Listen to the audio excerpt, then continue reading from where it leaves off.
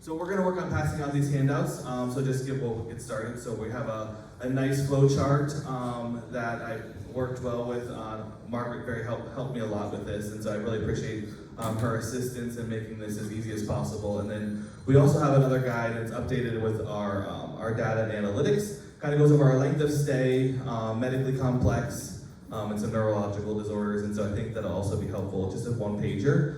They're both one-pagers, so we're just trying to not inundate you with information today and make it easy. So, do you need help, Kelly, passing those out, or you good?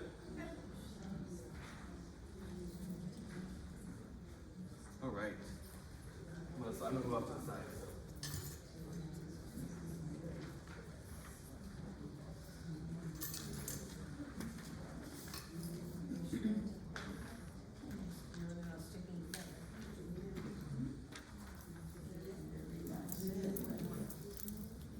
Can you read it? Okay.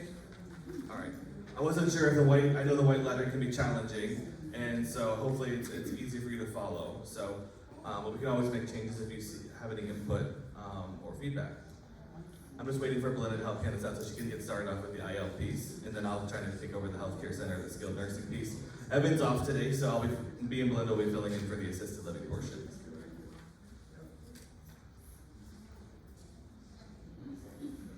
Can I just have one of those?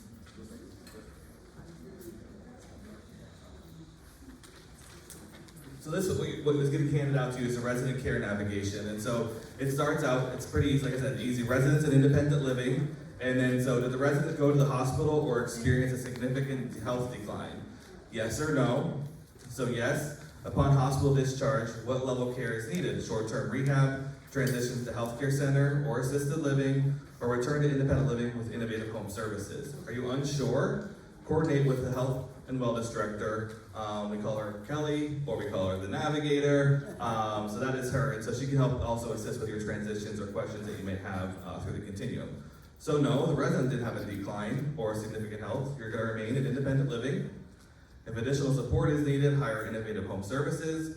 Coordinate with Kelly, our health and wellness director or navigator, and ongoing monitoring support. So we do wellness checks, service plan updates.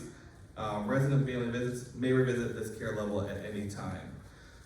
And so I want you all to know, so every Tuesday we all meet as a clinical team and discuss residents that might had frequent falls or that are on outpatient therapy or on home health care. So we're discussing you every week if you're getting these services or needs or you have innovative home services, because we want to make sure you get the right care and adequate care and making sure that you're in the right level of care. So you're always being discussed every week if you're receiving these services to making sure that you do remain safe and you're in the right level. And so we are just having those discussions every Tuesday. All right, Kelly, you want to go over your piece?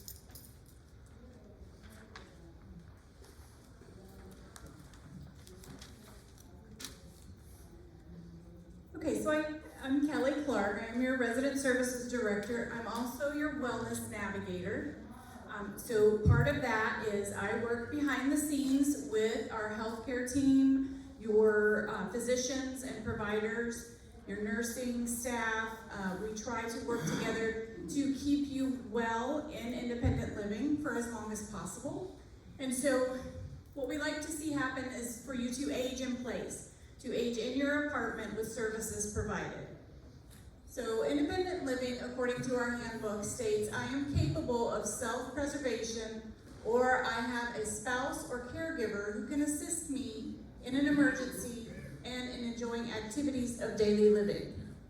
So providing the services to you in your apartment includes physical and occupational therapies, home health care, innovative home services, which is private duty, 24-hour in-home care, medication management and reminders, psychology and psychiatric providers. So I try to bring in multiple people to give you those services here on the independent side. We do have the wellness clinic where you can come in and meet with those providers one-on-one. That is protected under HIPAA, so no one else has your information but our department. So here's just a breakdown of some of those services. Your outpatient or home health care You cannot be on both at the same time. It's one or the other, which they can provide medication management. Your Medicare will cover nursing, physical therapy, occupational therapy, or speech therapy. It is available to you with your physician's order. So there does have to be an order for your therapy. We do have to obtain your insurance information, and we'll get you set up as soon as possible. IHS, or Innovative Home Services, meaning I need or desire assistance with concierge services, including but not limited to medication reminders and management, escort, companionship, shopping, extra housekeeping, and household services. And I may also need assistance with activities of daily living, pet care assistance, walking, feeding, cleaning, etc. So your aides through IHS can give you pretty much any service that you can think of. Just have that conversation with Christine or Maddie, and they can get you set up. The psychological or psychiatric care, again, if you need a specialist, we have those on site once a month, or at least once a month. Some of them are bi-weekly. And then we hold the transition of care meetings, which is where we discuss with your caregiver, your children, what your needs are. We bring in your healthcare surrogate or your legal representative, and we make sure that you have an assessment to see if you qualify to move on to assisted living. So if you notice a decline in your health care and you want to have a meeting to discuss your options, we do ask that you contact the Financial Services Department and speak with Sherry, the Director of Finance. We want to make sure that you go over your contract and your benefits for the higher levels of care, and that you understand that before we move forward.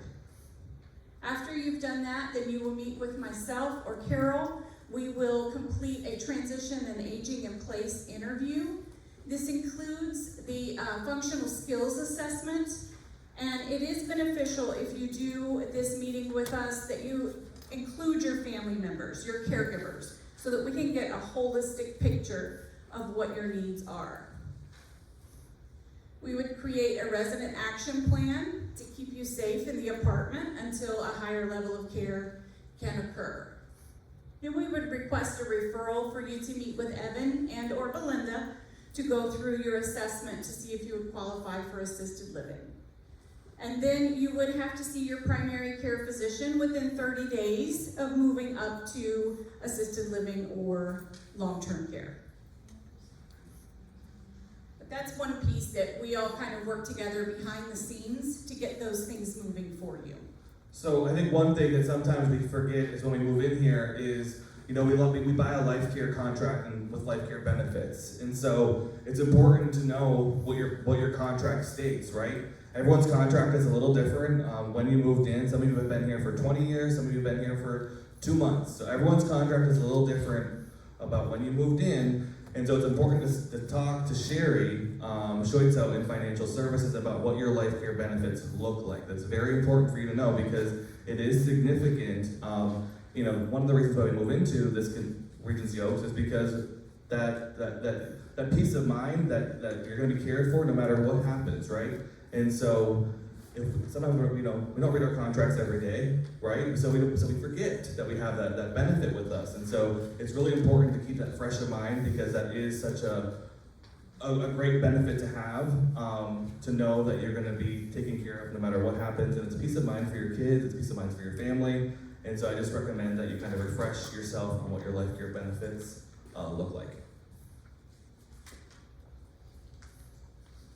All right, so I'm going to pass it over to Belinda now. She can go through some of the assisted living pieces. Right. Do we want to do questions? Can we hold the questions to the end? So we can just, and then is that okay? Thank you. Yes. Hello, I'm Belinda Addison. I'm the Health and Wellness Director over in the Assisted Living. I know a few of you guys here. I've taken care of your loved ones, your mom, or your husbands and wives. So at the Assisted Living, we do require a routine, we'll do a check. When Kelly lets me know that you've had maybe a cognitive decline, I will come over and do an assessment. You would need maybe assistance with meal preparation, medication, basic decisions, personal care. You do need a doctor's order to move in to the assisted living. Can you hear me okay? Yes, I'm just trying to tell Kelly, move to the next slide. Okay. Yeah, there you go. So we do help with dressing and grooming, bathing assistance, toileting services, service coordination. That's the labs that come out, doctor's appointments, eye appointments, transportation. We help with housekeeping and laundry services. Your 3 meals are provided during the day. So medications do have to be packaged in a bubble pack. They're not bottles. We do not take bottles over in the assisted living. Let's see, go to the next. So the resident transitions allow for residents to move through the life changes in their own pace, providing clinical and financial support when needed. The goal is to provide assistance to ensure that each resident is safe in their current environment and a higher level of care is available and dedicated team to help residents through that transition. So I said already, it would be through the cognitive decline. If you guys have a lot of recent falls, I know you guys have therapy here that helps you through that as well. We help with lives to go ahead and manage the chronic pain, complex medication conditions, struggles with medications. When would you need to transfer over to the SNF or the ALF? And that's something like Kyle says, we have a meeting every Tuesday. We discuss anybody that might be having some issues as far as with falls or cognitive decline. Skilled nursing, Kyle, want to take that over? All right. Thanks, Belinda. You're welcome. So what is skilled nursing? What is it? We also hear, you might hear the acronym SNF, SNF, or I know we use acronyms like ALF, which is our assisted living facility. And so I'm sorry that so what is a SNF? What is a rehab center? What is our skilled nursing? Skilled nursing refers to a type of healthcare services provided by trained nurses, whether it's LPNs, RNs, and CNAs, that are providing 24/7 care, because that is what you need. You need 24/7 around-the-clock care. And so you might need wound care, you might have a little more complex medical condition, wounds that are unstageable, stage 3, stage 4, that need daily or 3 times a day wound care treatment. You also might need more physical therapy, a more robust therapy session that's inpatient versus outpatient. So inpatient rehab is a little more aggressive than outpatient rehab, right? Or you might need respiratory therapy. You might need help with your oxygen management. You might need help with your BiPAP or CPAP, or managing your oxygen filtration in liters. So we're here to provide that. So it's more of a medical complex issue that you need to be in skilled nursing versus assisted living or independent living.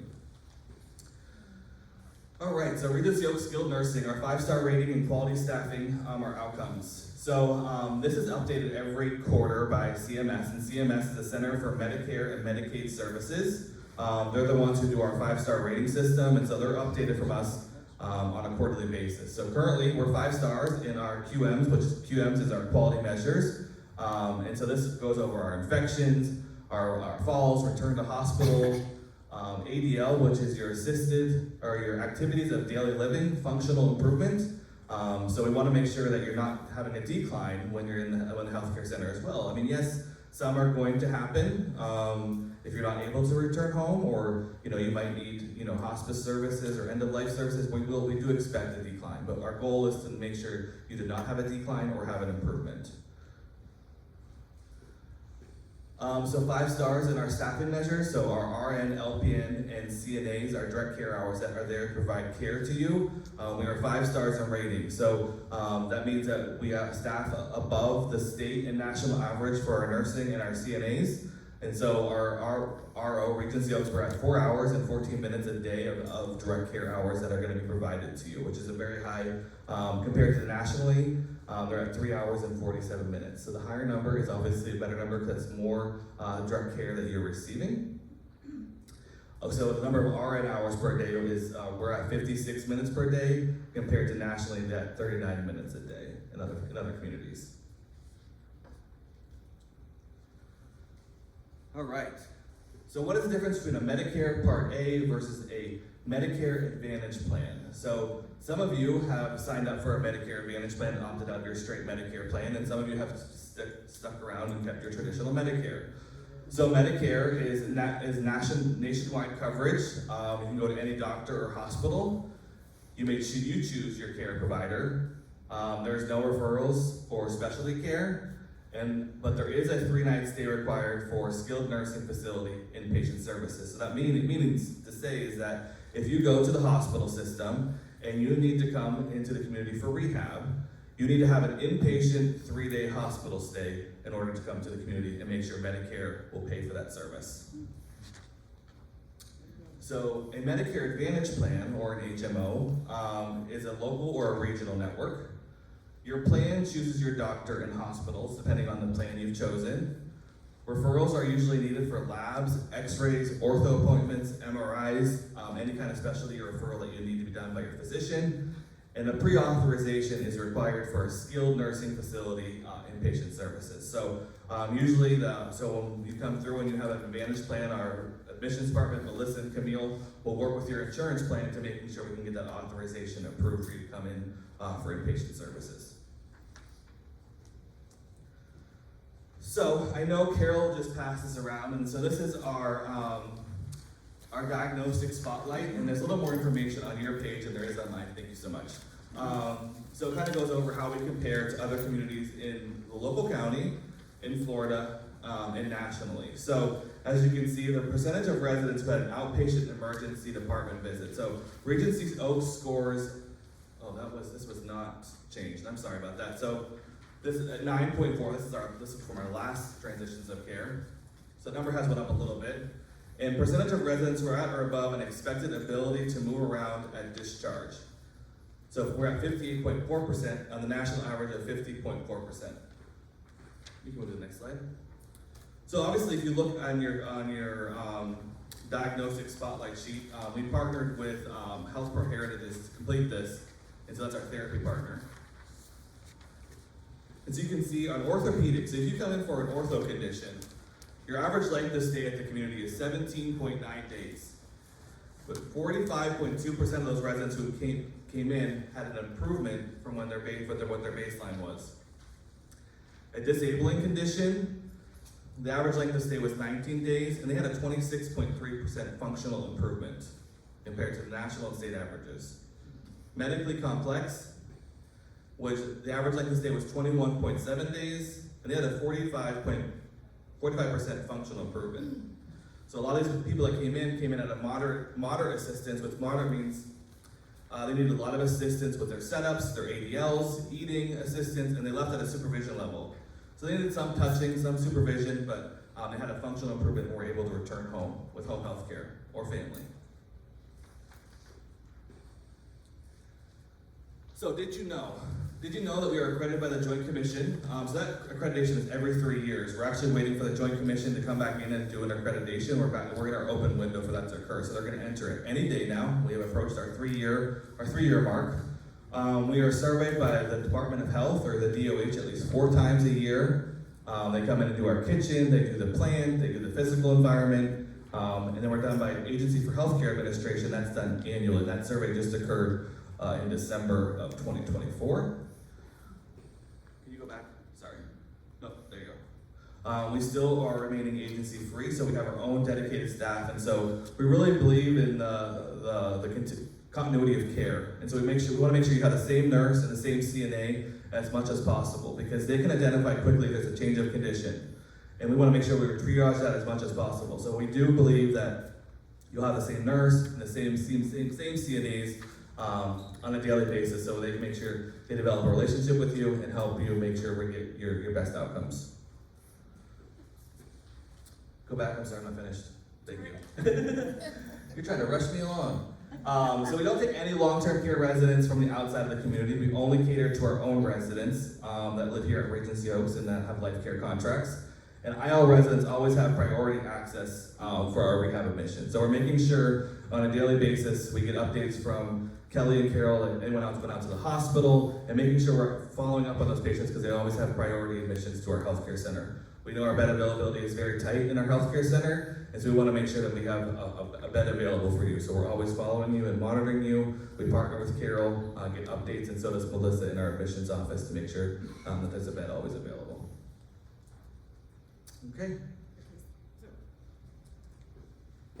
Okay, so before we move on to questions, I just kind of want to put this out there. So we, like Kyle says, we do meet weekly. Really, we kind of meet daily on specific issues. We do that not to scare you, not to tell you that you have to move out or that you have to move to a higher level of care. We do that to prevent any sort of event that is possible.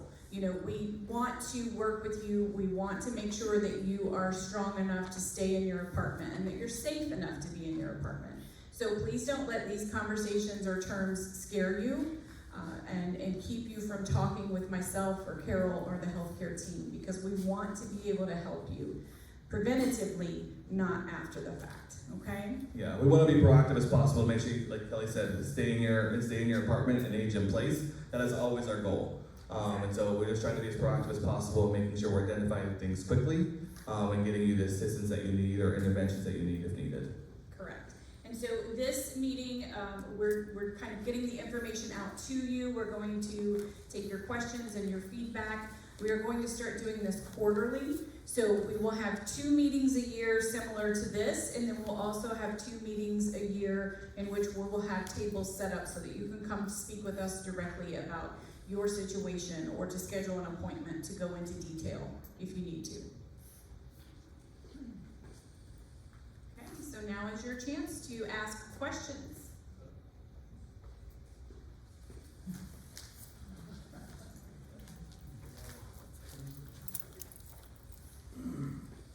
How many assisted living apartments do you have? So we have 26 studio apartments over in the healthcare center.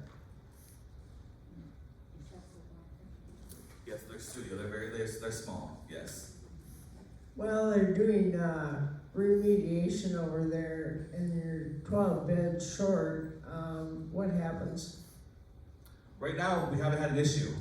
We've been able to manage it appropriately and accordingly. So we've been able to navigate that appropriately. Like I said, we talk to Kelly and Carol on a daily basis. Melissa's reaching out to the hospital. If anyone from independent living has went out to the hospital, and so we're making sure they're on the priority list to making sure that there's a bed available. So right now, it's been good. Yeah.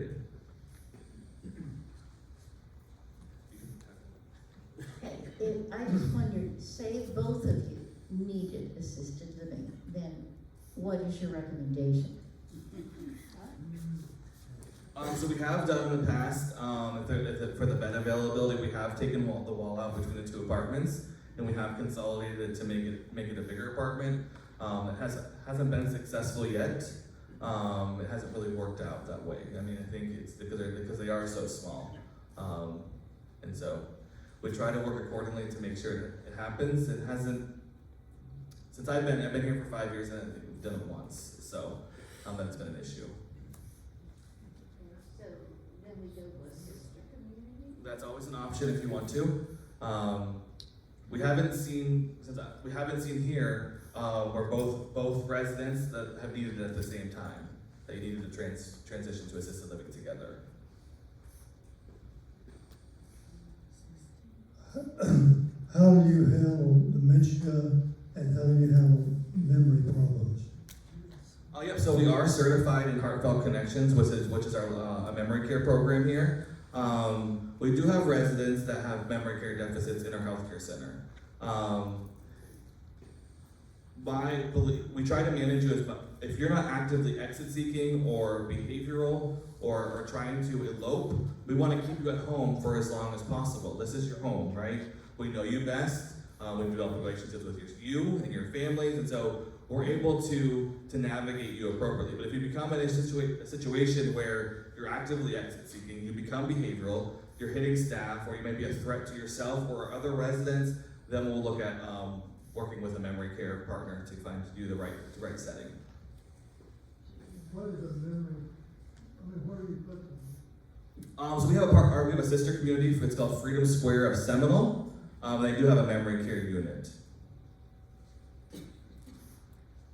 That doesn't happen very often, though. That we have to use that. We have to do that. So we continue under the same contract. Correct. Any other questions? Memory care. Nothing? Oh, there's you got one behind you. What happens if Freedom Square doesn't have the ability to take one of us? So And then- go ahead. the question is, what happens if the sister community is not able to take someone for the memory care? You know, I've never had that situation happen before. And so, you know, if you have to, I mean, we work through a process, obviously, to get you to our sister property, but we've never had that situation arise, where we weren't able to meet your needs, whether it's in skilled nursing or assisted living, you know, I mean, we've never had where you became actively exit seeking that we weren't able to manage you and you became such a threat to yourself or other residents. Wait a minute, let me just repeat. You're saying that you have not had that happen? I have not where they weren't able to have a bed for you. Okay. I had that to my attention anyways. Okay. You Thank have you. a contingency plan if it does happen. Do you have some plan if it happens? So we have partnered with Aravilla, which is right up the road, which is another memory care program, memory care assisted living. They also have memory care.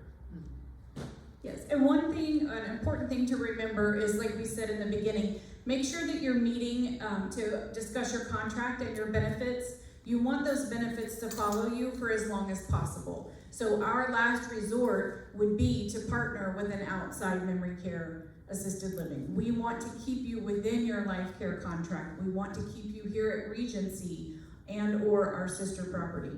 So we'll do whatever we can to make sure that you're safe and appropriately placed in an assisted living.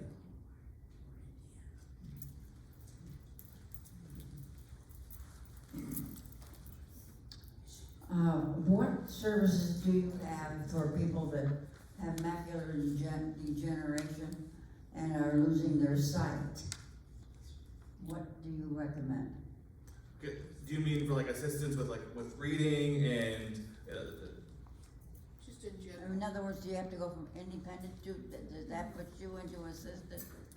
It doesn't always require for you to transfer to another level of care.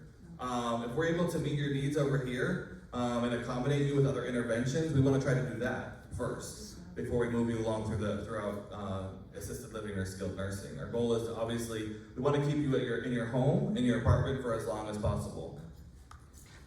If you're starting to have issues where if it's becoming increased, you know, whether you're falling or a nutrition issue, we want to have those conversations with Kelly and Sherry about talk about your life care benefits and maybe talk about the transition process at that time.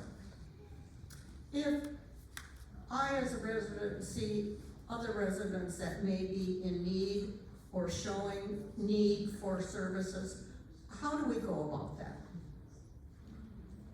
So that's something that we ask that you fill out either a see something, say something form, which are available at each front desk or on the medical tables, or notify the front desk or myself.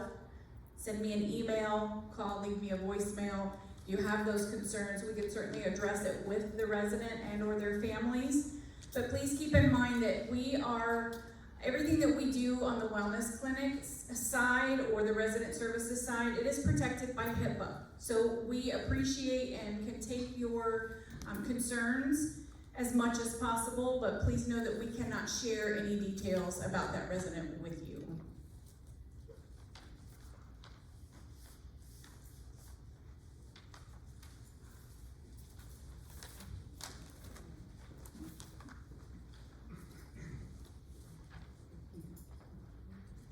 Just want to clarify something.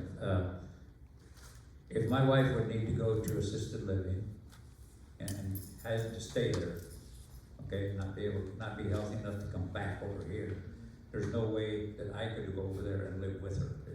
Am I assuming correctly or not? So, you know, we could, so the rooms are studios, they're very small, I think they're 293 square feet, on average, so they are small, they're not large.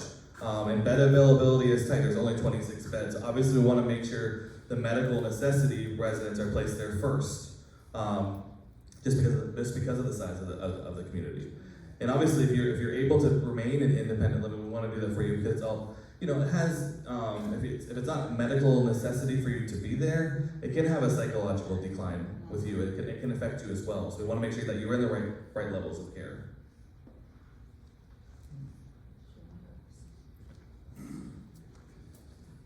This is the touchy part. That we have to talk to the financial person about, I'm sure, because some people would find it financially not able to send one to someplace and still pay for an apartment here. And yet, both people in a couple have been guaranteed that they won't ever be taken out. Am I correct about that? I mean, that could be very difficult. So you definitely want to have those conversations with the finance department, but keep in mind that if you take that second person off of your contract in independent living, that fee then goes away, and it would go toward their higher level of care. So yeah, and so even though you put 2 people in a living apartment, you're still going to have 2 service fees over there. And so obviously, assisted living and skilled nursing are financially more expensive for you to be in those levels of care versus being in independent living. But like I said, the first thing you need to do is, read your contract. I know someone probably have to go home and blow some dust off of them. It might be in a filing cabinet somewhere because they're all so different. Everyone's contract is so different based off of when your move-in date was, and so they've changed so much. And so if you have any questions, Sherry Schoitzo in our financial office is also the best person to talk to about your contract as well. Any other questions? Yeah, I have a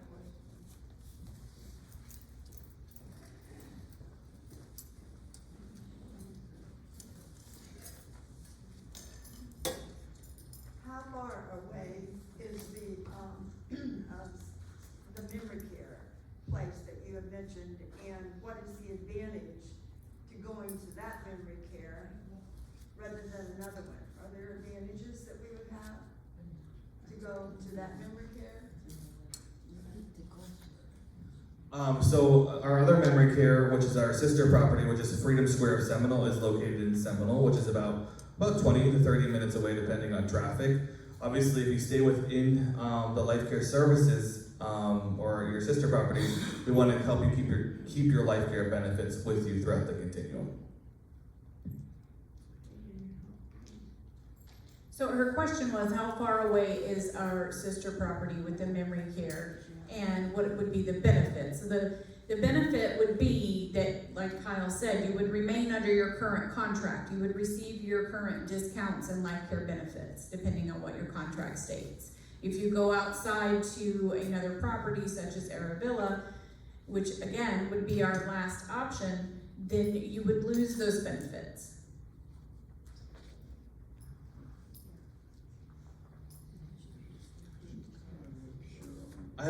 What do you guys think of the Regents Oaks, the resident care navigation? Is it helpful? Is it not helpful? I'm just curious on your input and your feedback, because like I said, I know this is a lot of information, and so I also know we have the pamphlet. That's what's that pamphlet called, Kelly? The Transition of Care Handbook. The handbook, and so it's very overwhelming. It's a lot of information at once, and so we're just trying to streamline this for you and make it as easy as possible. So any feedback you guys have for us in this meeting is greatly appreciated. Yes, so I'm going to put that up on the screen so we can go through it together. So the handbook is there, and I do send it. Yeah, I was gonna ask how we can get a handbook, and I'd like to be on the list for handbook. Sure. So I can send that to you electronically, Yes, well, a handbook that is. and a physical copy. Okay, so I can put one in your mailbox. It's a good tool to have to walk through with your family because it does answer specific questions that you may have. So I'll be sure to put one in your box. You put a sign-up sheet up for the electronic. Okay, so here's our continuum of care. You wanna go through it or you want me to? No, I was just saying maybe we just refresh and put a transitions of care handbook in everyone's mailbox. But it doesn't hurt. It just, like I said, it's a lot of information. So. Yes. Yeah.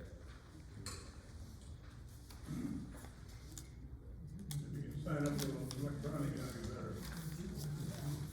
Yeah, I'll do a sign-up sheet for the electronic copies, and once I have those sent out, then I will put paper copies in everyone else's boxes. Okay. Anything else? Thank you. You're very welcome. We have an open door policy. Most of you know where my office is. You can call me anytime. Like I said, we're here to help. Yeah, okay? please. I mean, I know. Please call, come visit. I'm over at the healthcare center. I know it's across the way, but I promise it's not scary. We're not threatening. You don't have to get in an Uber to come over. But come visit, come see your neighbors, and if you have any questions, we're always available. Our doors are always open. Please don't hesitate to reach out. We want to help you as much as possible. That's what we're here for. Absolutely. And one last thing, just keep in mind, as we said several times, we do work together on a daily basis. These things also take time. So if you call in a panic, I need help, I need this or that, my department, IHS, we're gonna do whatever we can in the moment to help you. But as far as a transition to a higher level of care, it is a process. We do have to work through things. We do have to look at bed availability and different things like that. So please just understand that when you schedule these meetings. Anything else? Thank you all so much for coming. We really appreciate it. Thank you. Have a great day.